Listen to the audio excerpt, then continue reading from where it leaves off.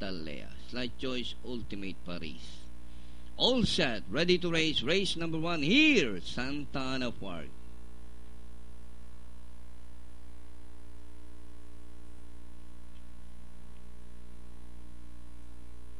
1,200 meters is the distance. Anytime now. Away they go.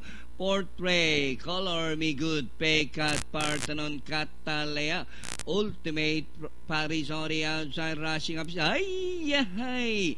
And Danori inside, Golden Rule Strike at Sunrise is running at the tail of the field. Catalea by Anek, followed by Portray in second.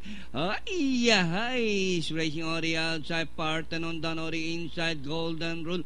Color Me Good, racing on the outside. Paycat, Ultimate Paris, and Strike at Sunrise.